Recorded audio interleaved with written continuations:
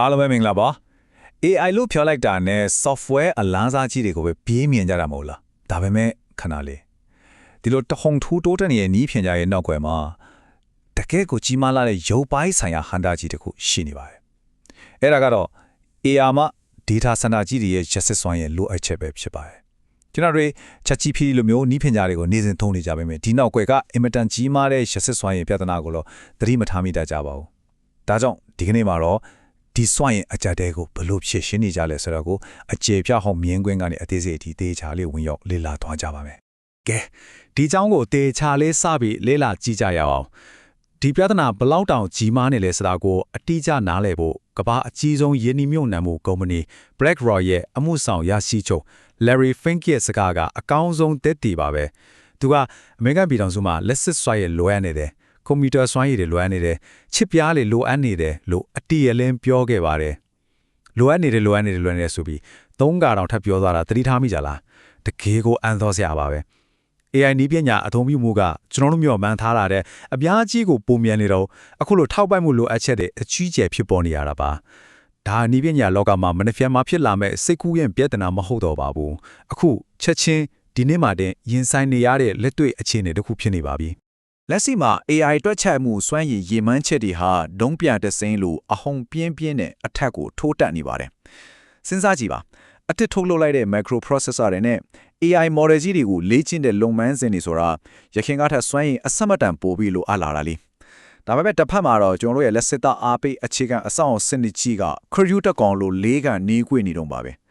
software engineer တွေက AI ကိုဘလောက်ပဲထပ်မြက်အောင်ဖန်တီးနိုင်ပါစေလက်တွေ့ရုပ်ပိုင်းဆိုင်ရာလက်စစ်သားအားလိုအပ်ချက်ကိုပါမဖြည့်ဆည်းနိုင်ရင်ဒီနေ့ပြင်ရတိုးတက်မှုကြီးဟာရှေ့ဆက်ဖို့လုံးဝကိုခက်ခဲတော့မှာပါဒီပြဿနာဟာကွန်ပျူတာထက်က software အမှားယွင်းတွေကြောင့်ဖြစ်နေတာလုံးဝမဟုတ်ပါဘူးတကယ်ပြဿနာက data center စကုန်တွေရဲ့အပြင်ဘက်ကရုပ်ပိုင်းဆိုင်ရာအဟန့်အတားတွေပါဒီအဟန့်အတားတွေကြောင့်ပဲအခုနှစ်အတွင်း data center project တွေရဲ့ထပ်ဝက်ဟုတ်ပါတယ်ထပ်ဝက်လောက်ကိုနှောင်းလေးသွားစေခဲ့ပါတယ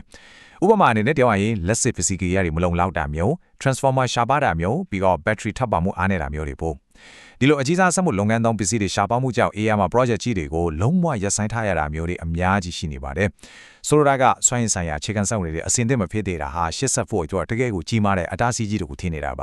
ဒီတော့ဒီလိုခက်ခဲတွေကိုဘယ်သူတွေကဝင်ပြီးဖြည့်ရှင်းပေးနေကြလဲဆိုတာတကယ်ကိုစိတ်ဝင်စားစရာပါ AI နယ်ပယ်ကိုပြန်တွေးကြည့်လိုက်ရင် AMD နဲ့ Nvidia လိုကုမ္ပဏီကြီးတွေကဦးနှောက်နဲ့တူတဲ့ထွက်ချမှုဆိုင်ရာချက်ပြားတွေကိုဖန်တီးနေကြတဲ့အချိန်မှာ Onsemi လို့ခေါ်တဲ့ကုမ္ပဏီကတော့အဲ့ဒီဦးနှောက်တွေအလုပ်လုပ်ဖို့လိုအပ်တဲ့စွမ်းအင်ပြဿနာကိုပဲတီးတန့်အာရုံစိုက်ဖြေရှင်းနေပါတယ်။တကယ်ကိုအံ့တော်ဖို့ကောင်းတာကကုမ္ပဏီရဲ့ဥက္ကဋ္ဌဖြစ်သူ Hassan El-Khoury ဟာသူတို့အနေနဲ့ဒီလိုလက်ဆင့်စွမ်းအင်လိုအပ်ချက်တွေရုတ်တရက်မြင့်တက်လာမဲ့အချိန်တွေလွန်ခဲ့တဲ့နှစ်အတော်ကြာကားတွေကကြိုတင်မြင်ရောက်ပြီးတေချာပြင်ဆင်ထားခဲ့တာလို့ဆိုပါတယ်။မှန်ပါတယ်သူတို့ကဒီပြဿနာကြီးလာတော့မယ်ဆိုတာကိုကြိုတင်ပြီးတော့ကိုသိမြင်နေခဲ့ကြတာပါကဲအခုတော့ data center တွေရဲ့နန်းညံဒီအတွင်းပိုင်းကိုအသေးစိတ်ထပ်ပြီးဝင်ကြည့်ကြအောင်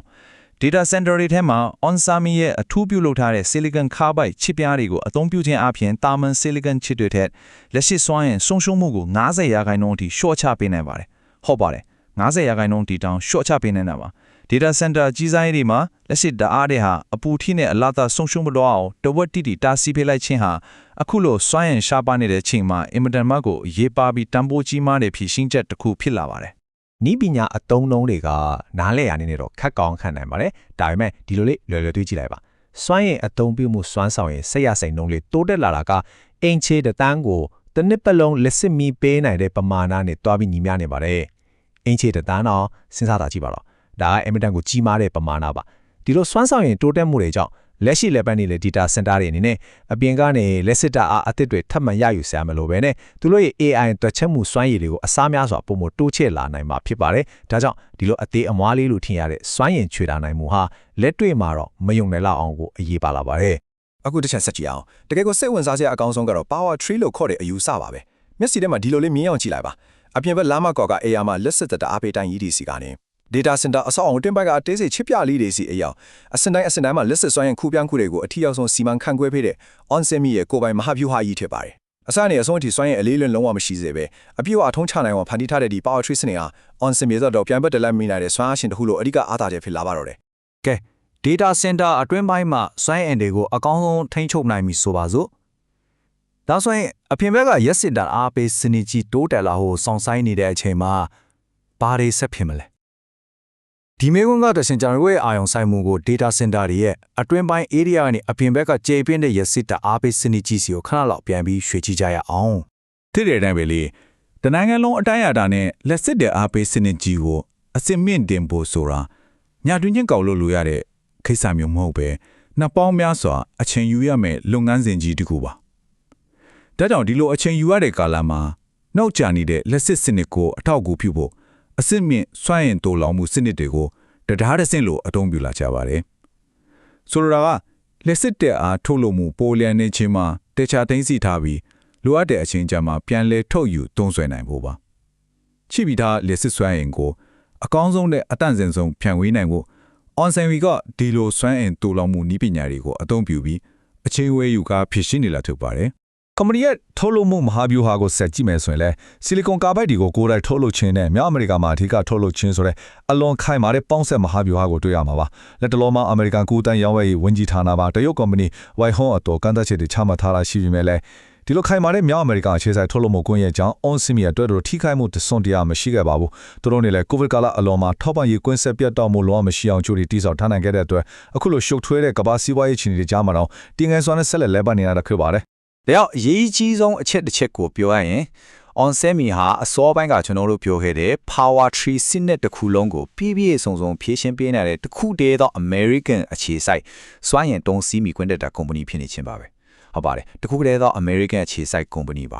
နီးပညာလုပ်ငန်းတွေရဲ့အခြေခံအစအအောင်အပိုင်းကိုမျက်ခြေမပြတ်လေးလာစောင့်ကြည့်နေသူတွေတက်တော့ဒီအချက်ဟာကုမ္ပဏီရဲ့လုံးဝကိုပြိုင်ဘက်ကင်းတဲ့အားသာချက်တစ်ခုဖြစ်ထင်ထင်ရှားရှားမြင်တွေ့နိုင်မှာအတေးချပါပဲပြချက်ကအလွန်ကိုရှင်းလင်းစွာပြသနေတာကတော့ရုပ်ပိုင်းဆိုင်ရာလက်စစ်စွမ်းရည်ထောက်ပံ့မှုကိုအကောင်းဆုံးထိန်းချုပ်နိုင်ခြင်းက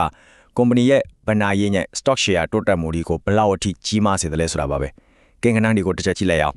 ပထမ3လပတ်မှာဆိုရင်ဝင်ငွေနဲ့အမြတ်အစွန်းက100%ကျော်အထိကိုထိုးတက်သွားခဲ့ပါတယ်2016ခုနှစ်နှစ်စာကနေယခုချိန်ထိတိုးတက်မှုကိုကြီးရင်လက်84.8%ရှိနေတာပါအတော့စရာအကောင်းဆုံးကတော့ပြီးခဲ့တဲ့တစ်နှစ်တဲမှာတင်တိုးတက်မှုနှုန်းဟာ165%အထိအမခံတက်လာခဲ့တာပဲဖြစ်ပါတယ်တကယ်ကိုမိုက်တယ်နော်ဒီခင်းကနိုင်းတွေကပြဿနာကိုမှန်မှန်ကန်ကန်ဖြေရှင်းနိုင်တဲ့အခါရရှိလာမယ့်အကျိုးအမြတ်ဘယ်လောက်ကြီးမားလဲဆိုတာကိုမိမောင်းထိုးပြနေပါတယ်အခုဆိုရင် AI software အလန်းစားတွေရဲ့နောက်ွယ်ကစေဝင်စားစရာကောင်းတဲ့ရုပ်ပိုင်းဆိုင်ရာကန့်သက်ချက်ပြဿနာတွေကိုမြင်တွေ့ခဲ့ရပြီးဖြစ်ပါတယ်ဒါကြောင့်ဒီလိုမေးခွန်းတစ်ခုမေးစရာရှိလာပါတယ်အနာဂတ်မှာဆက်လက်ဖြစ်ပေါ်နေမယ့် AI နည်းပညာအပြိုင်မှုတွေမှာနောက်ဆုံးအနိုင်ရရှိသွားမယ့်သူတွေဟာရုပ်ပိုင်းဆိုင်ရာလက်စစ်စွမ်းရင်ထောက်ပံ့မှုကိုအကောင်းဆုံးထိန်းချုပ်နိုင်သူတွေပဲဖြစ်လာမှာလားဆိုတာစဉ်းစားစရာပါပဲ software computer program တွေထပ်ကျော်လုံးပြီးဒီလိုလက်တွေ့ကျတဲ့စွမ်းရင်ပြဿနာတွေကိုရှေ့ဆက်ဘယ်လိုဖြေရှင်းသွားကြမလဲဆိုတာကတော့ကျွန်တော်ဆက်လက်စောင့်ကြည့်ရမယ့် emergent စိတ်ဝင်စားစရာကောင်းတဲ့အချက်ပဲဖြစ်ပါတော့တယ်